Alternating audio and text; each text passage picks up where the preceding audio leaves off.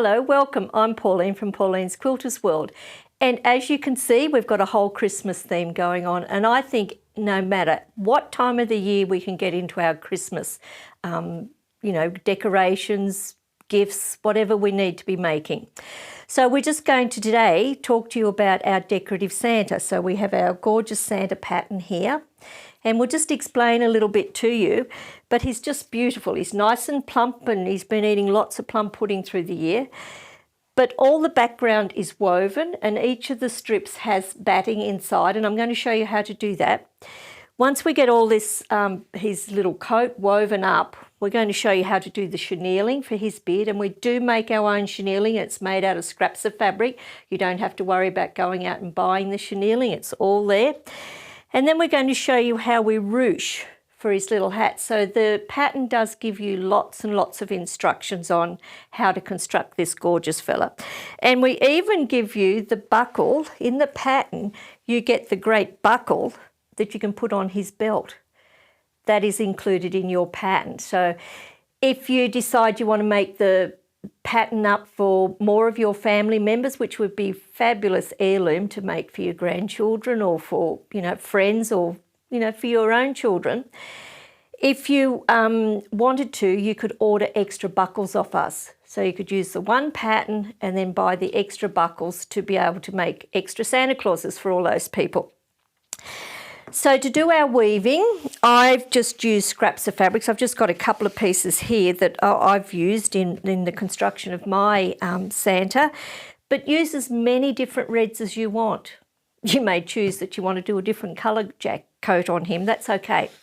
Just choose up a selection of fabrics. If you have to purchase your fabrics, you will need to buy a mixture of and probably buy 20 or 30 centimetres of a lot of different fabrics, but we show you all of those things on the pattern. So what we're going to do is cut our strips of fabric and then we're going to cut batting. Now I just want to talk about the batting. We can use any sort of batting you want, but I find the one that works the best in everything I do is I always use the Hobbs Heirloom double-sided fusible batting. I just find it works so well. It doesn't create a lot of bulk for our sewing machine to sew through. It doesn't move. I don't need to use a walking foot. I hardly have to do any pinning. It is fusible on both sides. So remember that. And the fuse washes out when you wash it for the first time. So it's very, very easy to use. It is 2.4 wide when you buy it. Now, this is the width of it. But what you will do is you'll pull it apart because it is fused together. So you will pull it apart and you feel like you're ripping it, but you're not really ripping it. It's just because it's been fused. Once you get it all pulled apart, it's quite thin. So it's very, very easy to use, but you can cut it when it's already folded, and then once you've got it cut, you can open it out. And I do use my big rotary cutter when I cut this batting, and I have a really blunt blade in there, one that's too blunt to cut fabrics with. Put that in there and cut your batting. So once you've got your strips cut, it's then time to start weaving them all up. So we're going to use the weaver tools. These two tools come in a pack and we call them the weaver set. So whatever measurement is on the top of the tool, you'll cut your fabric double that measurement. So I'm going to use the 1.5 inch one. So I cut my fabric 3 inches wide. Cut your batting just a little bit narrower. You don't want it quite as wide. So we'll put this in. So we've got our strip. We'll lay our batting down. And you can notice it's just probably about 1/4 inch narrower than what the strip is. Put it on your ironing surface. We're going to fold in and in. And we'll just press it lightly with the iron. Press, the first inch or two. That just gets it folded nice and neatly for you to be able to put into the tool. So we're just going to come up and back down. It's very, very simple process. Then we'll pin with the double fork pin, the twin pin that I always use when I'm using the sashes. I know that's very hard to see, but it is a beautiful twin pin that you can use. It's very sharp. It'll go either side, and because it goes either side of the fabric, it's putting equal tension onto my fabric for me. If I use two separate pins, I can expect one side to stretch more than the other. Cup up the sides and we just push with the iron. So the curve in the sasher, the side of the sasher, is designed to fit the side of the iron. Now, if you're using your big iron, that is perfectly fine. It will work just as well. I just love using the mini iron. Now, you'll be cutting quite long strips because you want to go right across the body of the Santa, but I'm just demonstrating with a small strip here. Repin about every 12 to 15 inches of pressing and continue on. Now, using that double-sided fusible batting, it's going to hold together for me beautifully. If I used other battings, I'd probably have to use glue and glue it in and do a lot of other things with it. So that's why I recommend that batting. So now once we get all of our strips done, and we have got lots of strips ironed up here, it's very simple to do, and you can see the selection of colours that we've used. What we'll do next is we're going to cut out a backing. So in your pattern, you'll have a pattern for the whole shape of the Santa. Cut out your backing fabric, lay it out on a nice flat surface. Just move and get some space here. So cut out your backing, put your backing down on the table, and I do suggest with some masking tape or something, you tape this down. I'm not going to do that here, but I would suggest you tape this down just so it doesn't move. And then you're going to just simply lay your strips out. Now you can lay them running up and down, you could lay them on a diagonal, whichever way you want to run them, whichever way you want his coat to look.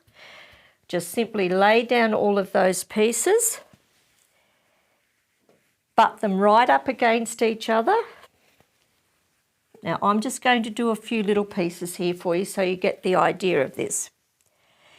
Once we've got it all covered one way, I suggest you use the Ruching glue basted, and you come along and you put little dots of glue, just little dots under the edges, just close to the edge of your pattern.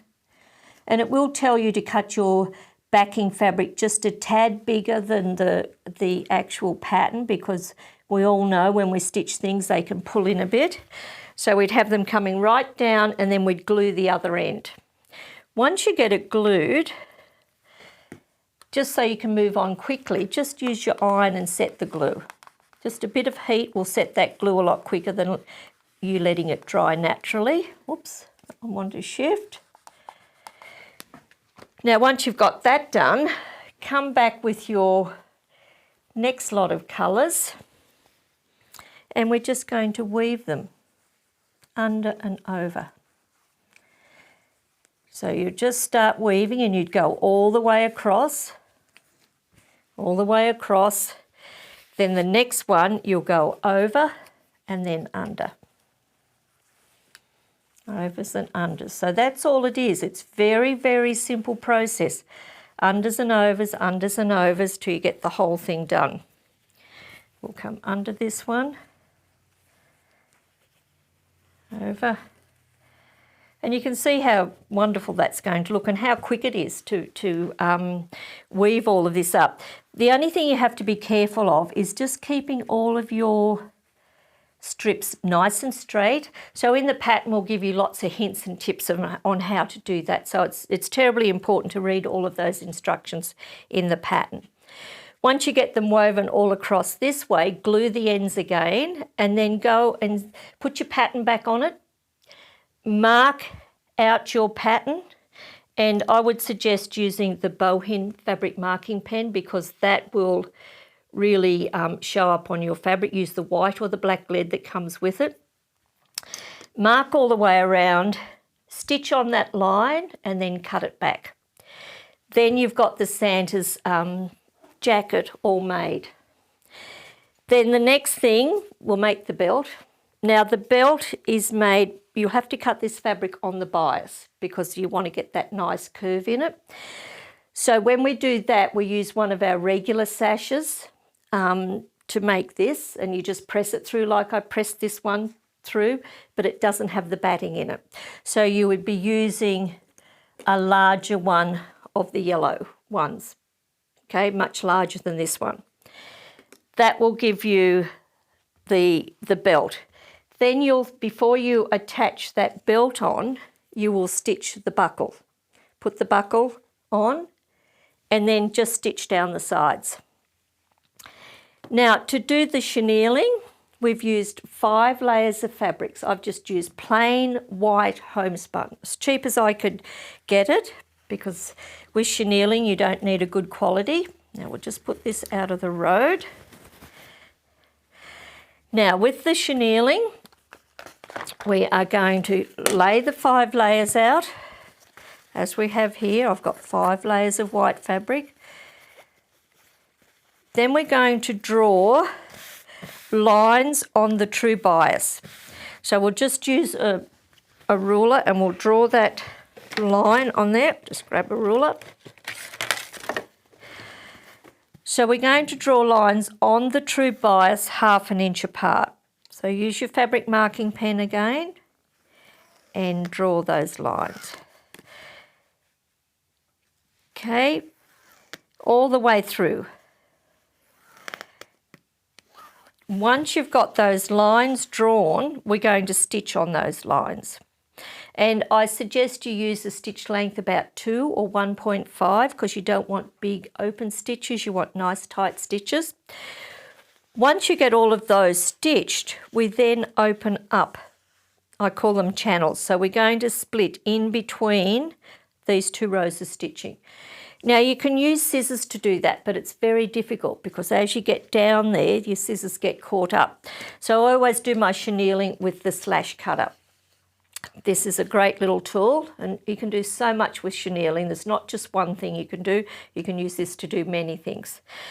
This is a little arm. That arm sits on your last layer of fabric, so you don't cut through that last layer. It's got a little rotary cutting blade. The blade does not rotate like your normal blades. It just stays stationary, so it's going to slice the fabric. So we're going to go in between these layers. So down in between. You can see I've got that going in between those layers. Oops, I need to come back to this one. Right. Then all we do is cut. So we just slice down and you can see that that blade now is slicing the fabric open for me. We'll do another one. Down in between the layers. It's just getting the layers that's the problem. There we go. So just keep going through till you get them all sliced open, just like so, and the row of stitching is running right through the middle. Once we get that done, we will then put our beard shape down or our coat trim, whatever shape you're making. So there's our beard. We've got the moustache running a different direction. We've got the hat trim and we've got the bottom of the coat trim. So put your pattern pieces on here and cut them all out. Once you've got them cut out, like here we've got 2 of his moustache pieces cut out, we then come and we glue these in place, wherever you're going to put them.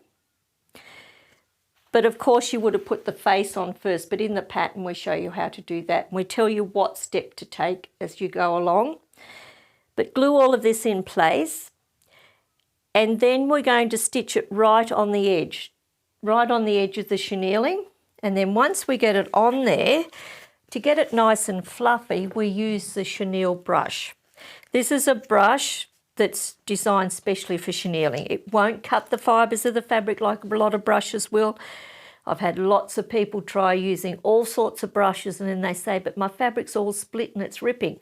That's because it's the wrong brush. This is specially made for chenilling. But once we get it down, all we do is scrub it with the brush and it chenilles it all up. So you get this lovely fluffy effect. Sounds dreadful. but it fluffs it all up just like we have it here. So that's how we got all of that chenilling done. And it just adds that lovely bit of texture, and children love feeling this. You know, you can do bears with this, you can do rugs with it, you can do all sorts of things with the chenilling. So there's our chenilling. Now the other thing that we've done, as I've spoken to you about it previously, is the ruching. Because this is his little trim on his hat, and we wanted to put as many techniques in the pattern as we could. So we've cut a strip of fabric 2 inches wide, just a plain white. We've folded it in and in on both sides till it meets. Press your first inch.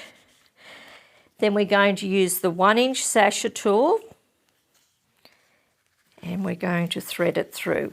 So if you were doing the belt, you would be using I think it was the 3-inch tool that we used to do the belt. You'd be putting it in exactly like this. Then we're going to pin into the ironing surface once again. Push the pin right in so the iron doesn't get caught on it. And then we just simply push with the iron. And it can't get any simpler to be able to do your nice even strip. Move the pin regularly as you go through.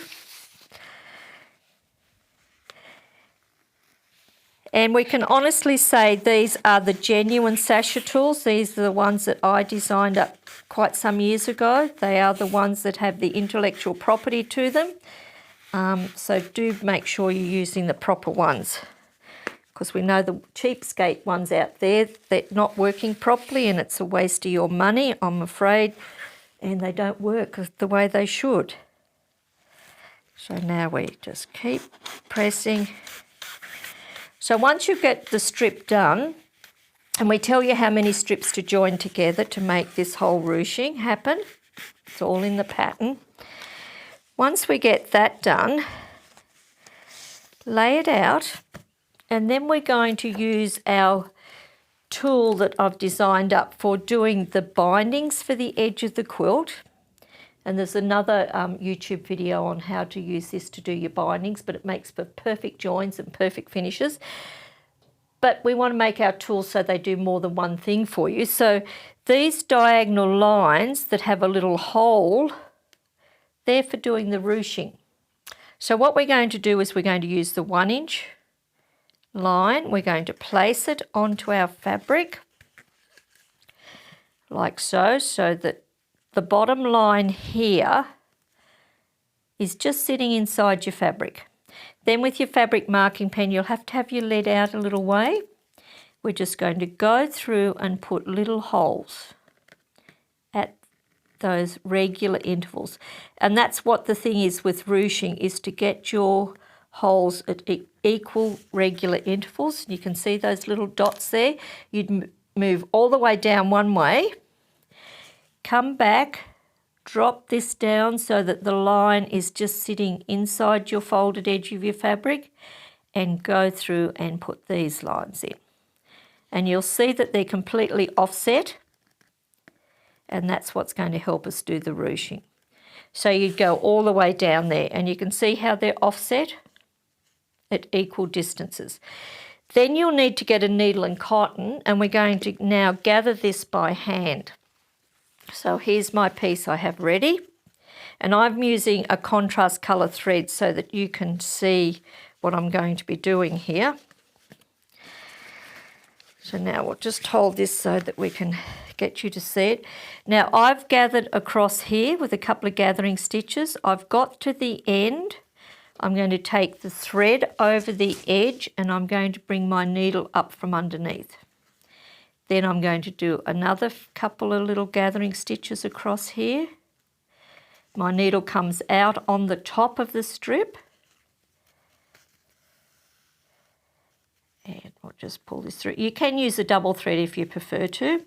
So I'm up to the edge now. I'm going to take my thread over the side and come back up from underneath.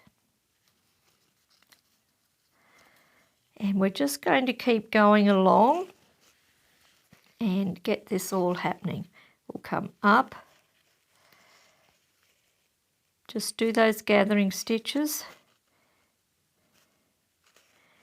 come back up at that dot.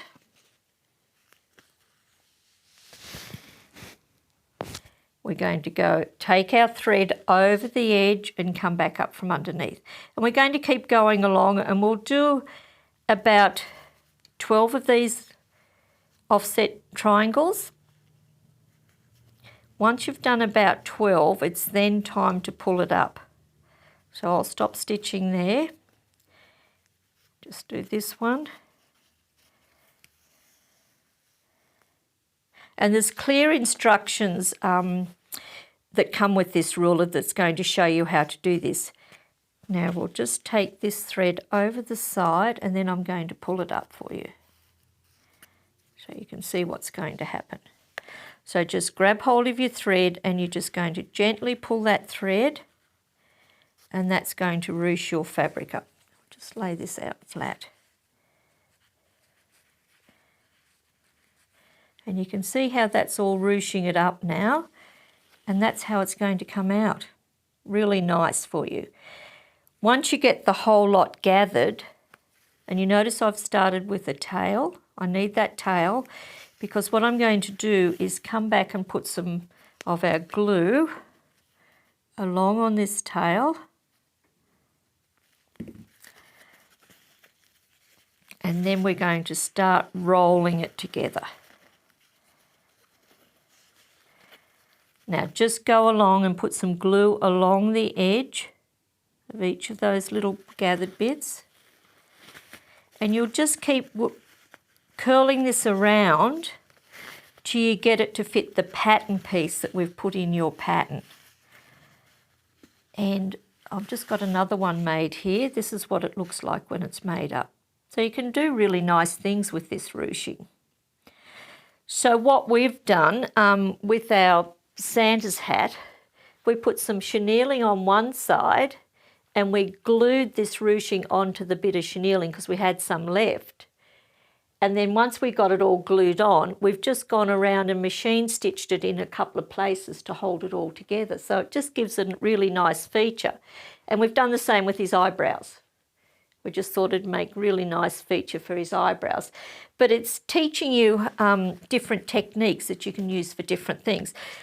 Ruching's been used a lot in needle turn applique in the Baltimore quilts for beautiful flowers, so you can use it for doing something like that, or naive applique. You can do all sorts of things with the ruching.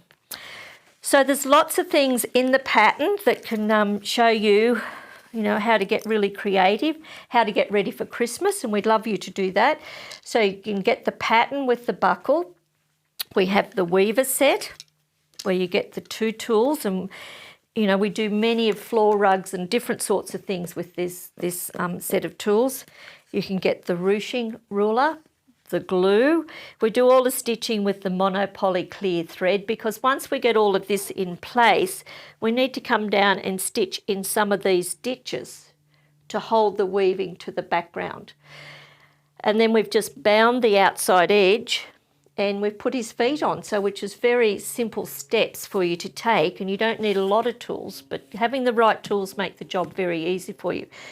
And look, you can even make something like this. Seeing we're in a certain period in our lives with COVID and everything, why not make a Santa mask?